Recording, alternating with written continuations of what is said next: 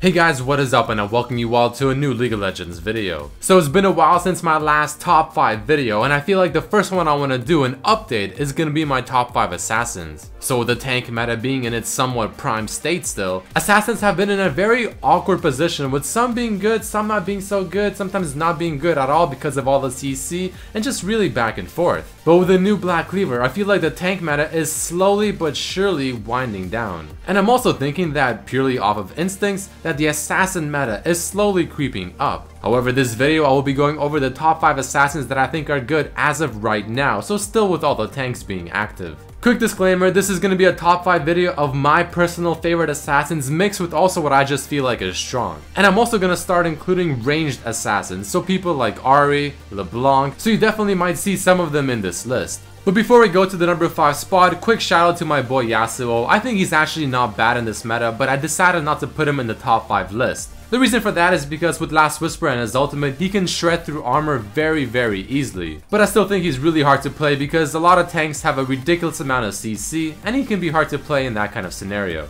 But with that being out of the way, let's go to the number 5 spot. In the number 5 spot, we'll start off with Fizz, a champion that has finally come back to his roots, AP Fizz. This is the true assassin version of Fizz, and I feel like he's actually not that bad now. He definitely had a few moments with his AD Fizz build, but now that it's reverted back to what it was prior to, I think Fizz is worthy of mentioning. And on top of that, I mean, his W does have percentage damage, which, if you have not guessed, is quite strong against tanks. Fizz is still known as being the snowball king of solo queue, and he's not so easy to get countered late game as some other assassins might be.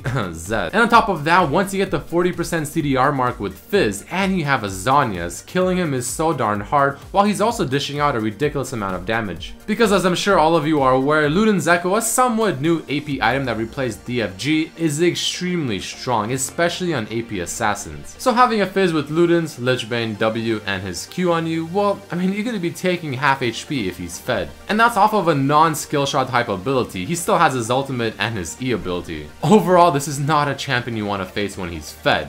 And on top of that, as always, his E ability being able to dodge abilities, making him super mobile and annoying while giving him some nice splash damage, which is why 40% CDR is just so perfect. The more E's the better. The cons of Fizz: among the weaker laners of the assassins, his ultimate can definitely be very awkward to land if you're not used to it, since it goes to where your mouse cursor was, but not the whole distance, and he has no poke, no harass, and no siege. Many other assassins have a bit of poke or something of the sort, but Fizz has nothing. I mean, granted, Fizz is definitely a strong tower diver, but when it comes to setting up for the tower dive and poking them down and getting them ready, he's not going to be helping out too much. Overall, I want to welcome back Fizz in the top 5 assassin list, and I really think you should watch out for him. Moving to the number 4 spot, I put Katarina. Now, I do want to quickly mention that there were so many other assassin type champions that I wanted to put in the number 4 spot over Katarina, but I just simply couldn't. I feel like Katarina just has to be in this list. Now, the reason I was kind of tempted not to put her in the list is because I really don't feel like she should be doing super well in the current meta. I mean, tanks are very tanky, of course. They bring a lot of CC so they can stop Katarina ultimate, and Katarina shouldn't be killing them that easily since she doesn't have any percentage damage. But the thing about Katarina is that she's just so darn good in solo queue. I mean, she's literally the definition of an assassin going crazy in solo queue. The second she gets that reset going, suddenly the whole fight is in your favor and she's absolutely destroying everyone. So with that being said, Katarina probably has the best comeback potential out of any assassin. No matter how behind you are, all it takes is one good teamfight with Katarina, one good reset, and suddenly you're back in the game. Oh yeah, and Luden's Echo, like any other AP assassin, ridiculously overpowered in Katarina.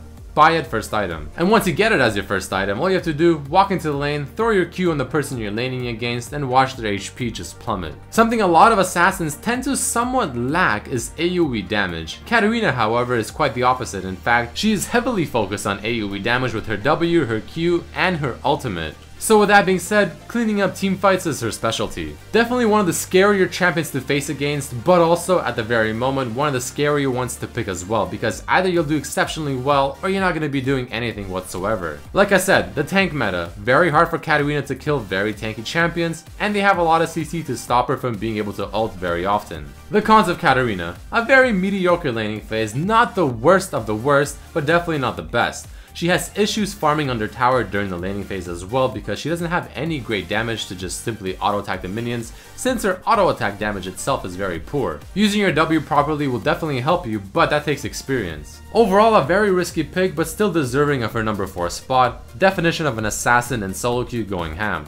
Alright boys, top 3 champions, and the first one we'll talk about is going to be Diana in the number 3 spot. I don't think I've ever included this champion in my list, but people have always been asking me to finally include her, and here she is. Quick disclaimer, this is probably the best example of a champion that is not really my personal favorite, but I just think is exceptionally strong right now. I mean, I'm definitely trying to play her a lot more and get a lot better with her, but she's not necessarily my Zed, or my Yasuo, or even my Katarina. But I still think she's ridiculously strong right now, and I highly recommend picking her up if you haven't.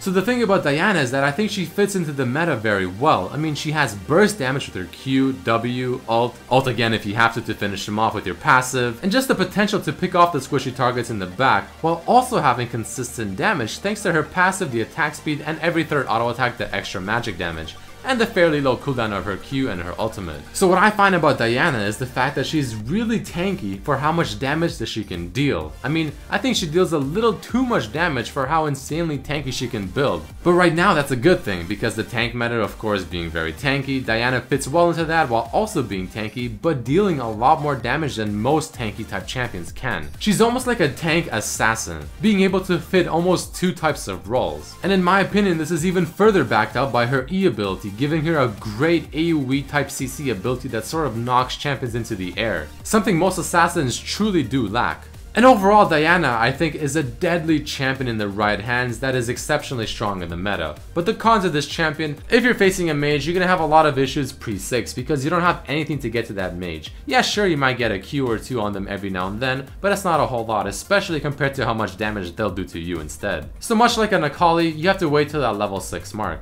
And if you ever miss Qs with Diana, or if you're not used to the very awkward path of her Q and how it flies to your destination, well, you're gonna have a very tough time playing this champion because she is extremely reliant on landing her Qs to reset her ultimate. But this is a champion I'm glad to finally put in my list, and I highly recommend picking up. Moving on to the number 2 spot, I put my personal favorite, Zed. Now, I didn't put him in the number 1 spot because there is a champion that I think is just simply better, but I think number 2 is still quite respectable. So until as of recently, I was gonna put Zed at a much lower position, but ever since the release of Black Cleaver, God bless, the AD assassins have finally made their way back. Going through tanks, especially being an AD mid laner, was something that was just a big problem, but again, with the new Black Cleaver, this really isn't as much of an issue anymore. Not only can champions like Zed get 40% CDR much easier now thanks to the hefty 20% CDR offered by the new Black Cleaver, but getting things like Youmuu's, Black Cleaver, and Last Whisper means that going through a tanks and shredding down their armor isn't as difficult as it used to be. So I feel much better and much more comfortable and safe playing champions like Zed now in the meta. If the Black Cleaver didn't come out, I think I might have put Zed somewhere around the number 4 spot. So the great thing about Zed is that unlike most assassins, he has one of the better laning phases thanks to his shadows and being able to actually harass at a certain range, while being able to outplay your opponents as early as level 2.